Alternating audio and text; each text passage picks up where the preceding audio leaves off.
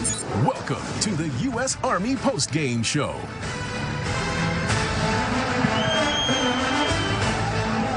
What a crazy final few minutes here in Denver. Jabril Peppers, a huge interception at the end of the first half, and a big-time sack to keep the Browns in playoff contention as they end up winning in the Mile High City. And with that, we welcome you here field level. Got my three-time Super Bowl champion, Willie McGinnis. Oh, wow. I got my Hall of Fame running back, Terrell Davis. Wow. Can't hold it in, Chris. Chris. Wow. Look at Chris. Are you okay? Oh, I know you were excited over there, Chris.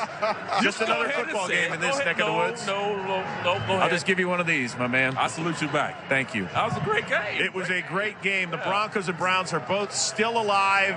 I'm not going to do the math on this. As you take a look at the playoff picture, it's flat out crazy right now. I can tell you this, the Houston Texans, with their 10th win of the year earlier today on NFL Network, have moved into the 2 seed at least temporarily. But I can tell you this as well. The final 3 weeks are going to be a whole lot of fun. And for the Cleveland Browns, usually at this time of year, they're planning who to take with a top 5 pick in the NFL draft, but they're very much alive. 4th and 1, they forego the field goal attempt to put them up 4. And then they draw the Broncos offside, but their head coach, Greg Williams, ran down, called a timeout. So they do it again. They hand it to Nick Chubb. What do you think of this call, TD? You know what? Nick Chubb has been grinding today. He's giving them some good positive yards. I mean, over 100 yards rushing. I like the call. Chris, what did I say, Chris? You said kick the field goal. You said kick the go field with the goal. points. You said I that. get it. I get So it. the Broncos come up with a huge stop. Now all they need is a field goal from Brandon McManus, whose season best is 53 yards. That's Cleveland right there. Yeah, and, you know, the Browns came up. They made some big-time plays. Baker Mayfield did not have his best game. He will join us on the set momentarily, but he did have some big-time throws, including a pair of touchdowns. One to Rashad Perryman, one to the rookie Antonio Callaway that eventually gave them a lead. But let's go back to the decision-making of the Cleveland Browns. You wanted them to kick the field goal, make them have the Broncos drive the length of the field for a game-winning touchdown. Yeah, because this offensive line has struggled in the last couple of weeks. And if you know Greg Williams and the game is on the line, what is he going to do? He just came by the set, and he said, we went back-to-back, cover 0, and we bought the pressure. They knew that they couldn't withstand the pressure. So put it on Case Keenum, put it on the Denver Broncos to drive 80 yards down the field to score a touchdown to win the football game. And that was all game long, Willie. I mean, Denver really couldn't handle Cleveland's pressure up the middle, so they started throwing the ball outside the numbers, which worked. But when they had to sit there and try to protect Case Keenum, Cleveland's defense got after Denver, and that was really the difference in this game. Well, the reason why it didn't work, TD, is because time was running down. You Yeah. know, in the meat of the game, in the heart of the game, it worked. They were getting the ball out. They were protecting the offensive line, and it was working. They were driving the ball the length of the field. They were scoring, and it was productive because Cleveland took away the running game. So it was working. But when you got under 2 minutes to go in the game, the little dink and dunk doesn't work because time is running out. You got to be able to push the ball down the field. Exactly. All right, big picture, the Cleveland Browns are still one of the youngest teams in the league. Okay, they start a bunch of rookies on offense.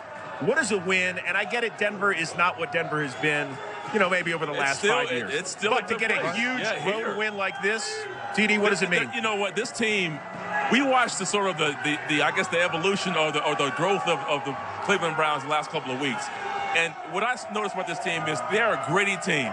They are no longer the Cleveland Browns team we saw in the past. Baker Mayfield has transformed this team into a team that believes they can win games. They came in here not to come here to compete. They came here to win this game. And listen, they fought all game long. It was an incredible battle. They gave Denver all they can handle to come out here with a win. You know, when you're on the road and you're playing against a hostile environment, it shows a lot of character. And yeah, the record doesn't show how good they really are. You talk about the three, missed field goals or whatever. The record could be totally different. But when you got a team that's believing and trying to find ways to win instead of finding ways to lose football games, I think that says a lot about this group of guys. Everybody we talked to today, TD on the sideline, John Dorsey, Alonzo Highsmith, the GM, the assistants, all the coaches, what they said is, you know what, we've got a lot of work to do, but we believe in this group. These guys are fighters, and they're going to come out and they're going to fight today, and that's what they did to the end. Let's remember, this is a team that hadn't won a road game since 2015. They went into Cincinnati, they took care of the Bengals, and here tonight on Saturday Night Football, they win their 6th game of the year. Yep. Pretty darn special. Good game. All right, you know, Saturday football, pretty fun. So next week, you know what? We'll do it twice as nice. Redskins and Titans, followed by the Ravens and Chargers. After a quick break, Baker Mayfield will join us on the set. You are watching the U.S. Army post-game show. Do you have what it takes? Find out at goarmy.com/warriors.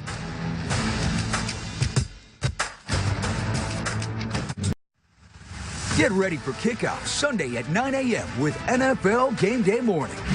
The Steelers and Patriots are coming off devastating losses. Juju Smith-Schuster sits down to explain what's on the line when these teams meet on Sunday. This game is going to be one of the games of the year.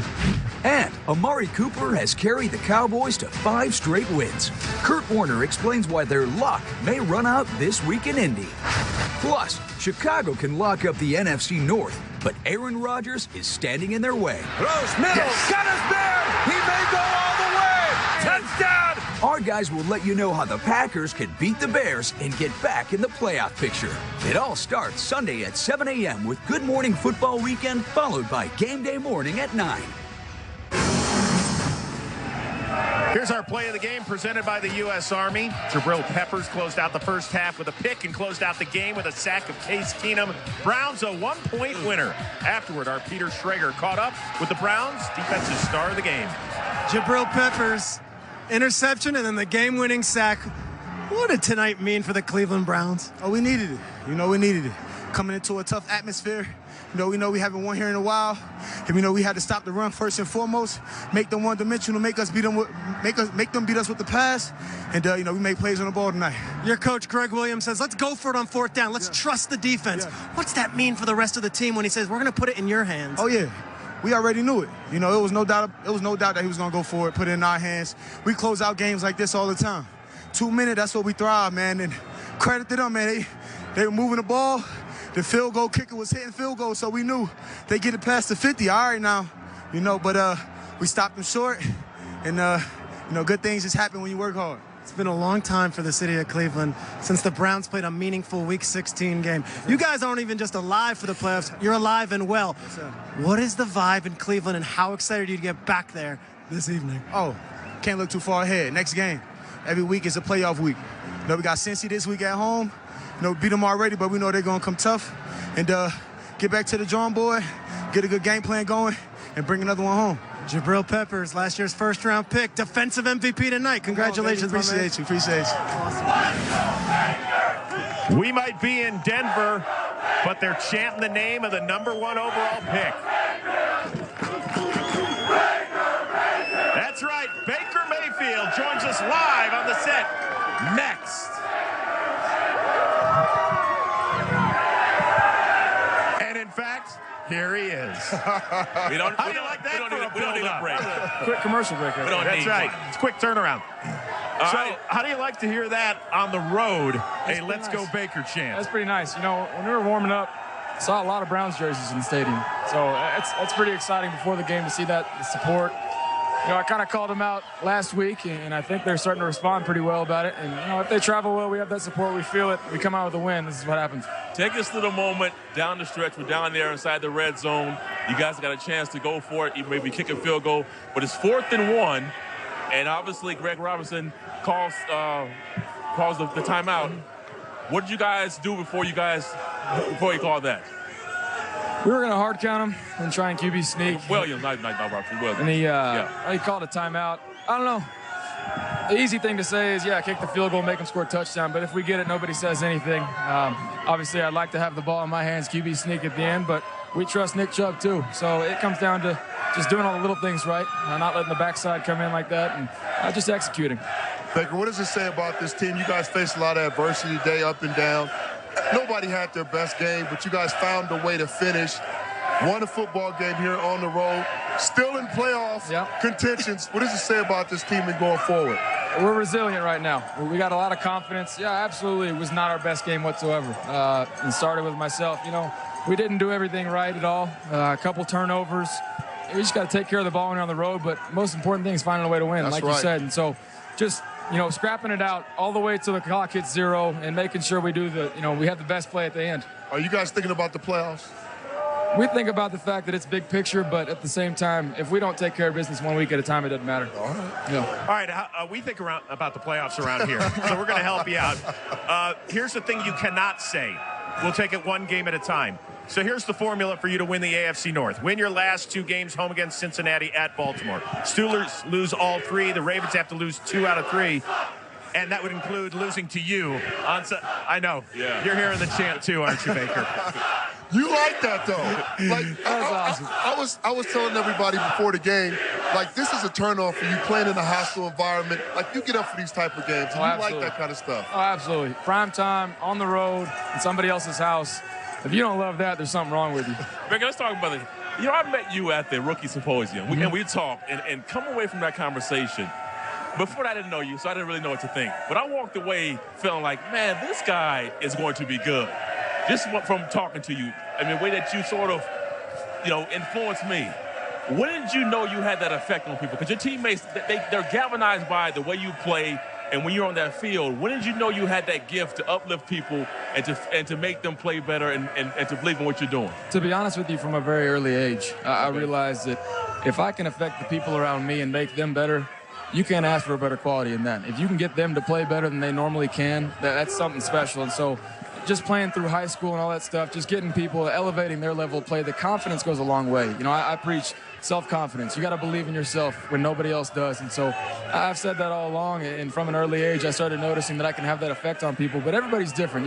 Sometimes you got to put your arm on some guy. Sometimes you got to choose somebody out. Everybody's different. You got to be able to read people, and so I've been able to do that, fortunately. You've been doing that well. We see it a couple of times where you've went up to players, talked to them, try to get them back in the right minded state. Didn't have a great first half. Who came up to you? Who did you talk to going into the locker room to get you back on track and say, okay, calm down. You're a little antsy. You're making some mistakes, but we're all right. We're still in this game. Drew Stanton, he's you can't put a price on how valuable he is for our offense. Everything that we talk about through the week, and then come game day, everything that he's seen, he has so much experience. That's why he's here.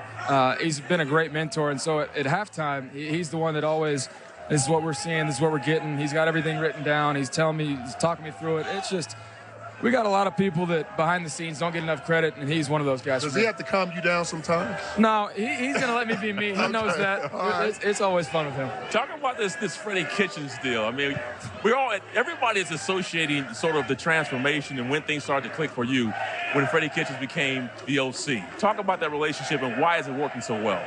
He's just very brutally honest. He is who he is, and if you don't like him, I don't think he really gives a damn.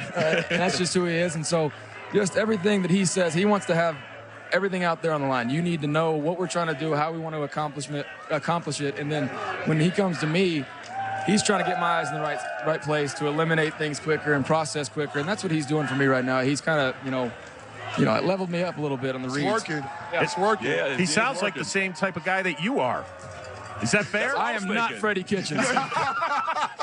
Let's be clear about that. I'm hoping I'm going to keep my hair. But I hear you give a great impersonation of him, though. Yeah, he's from Alabama.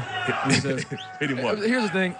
He'll go through a whole conversation, and if he messes a word up and people look at him funny, he'll go, come on, man. I'm from Alabama. I'm going to mess it up. We're like, that's his thing. An end-all be-all. Like, you can't just use that, Freddie. So that's what he does. Baker, sum it up for us with this team, what this means, the direction you guys are going. We talk about changing the culture. We're talking about this is a different Browns team. You wasn't here through all the other mess. I was on a few of those teams. But going forward, what is tonight and going forward say about this Cleveland Browns team? Winning on the road is something that didn't happen here for a long time. And so the fact that we have 2 wins on the road this year is huge. I don't care what anybody says. Some of those guys in the locker room have never won on the road, and they've never had that feeling. So building that confidence, like I said earlier, to be able to get guys to believe in it. When we go on the road in somebody else's house, we're kind of out to win, and that's it. Like, that's what you need to expect. That's the standard we need to set. And so there's a lot of confidence right now, and it's going in the right way. A lot of young talent on this team. My buddy Nick Chubb back there, my Bulldog, is really delivering it. Talk about him and how important he's been to this team. He's been huge, you know, and the more we get him involved in the pass game, people can't key in on him in the run game because he's very special in the run game. It's never one person bringing him down. He's always going to, if it is, he's dragging that person forward for extra yardage. And that's the hidden yardage that we find really valuable with him. And he makes plays happen. He hits that hole, and he's a really special player. Yeah, Baker, even though you've now made 11 starts in the NFL, there's still some room for growth as far as being a rookie. And Philip Lindsay's had a great year as well. He's going to have 1,000 yards by the end of the season. Unfortunately, you guys are trying to trade jerseys at the – I mean, what happened, man? He's got that thing so dang tight. It's that number 30, I think. I think that's what it is. Broncos jersey. That's what it is. That's what it is. It's that Broncos 30. He's that tight so nobody can tackle him. Yeah, if you just wanted a number 30, you could have come on the set and asked for Terrell Davis. I got you. He's got them. They're nice and folded. They don't come over shoulder pads and all sorts of stuff. Loose sleeves and everything. All right. Hey, Baker, congratulations on the win. You guys are still in the playoff chase. Enjoy your Sunday off, and we'll see you back on the field next Sunday against Cincinnati. Thank you. Very good. Baker Mayfield enjoying the chance here in Denver.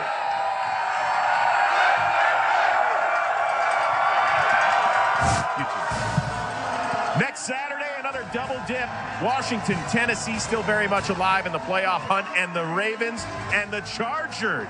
It's all coming your way next Saturday, an NFL Network special doubleheader.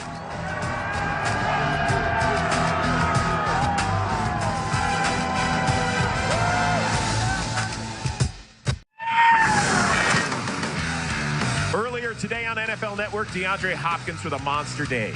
10 catches, 2 went for touchdowns. That one, the eventual game winner. Texans beat the Jets, winning their 10th game.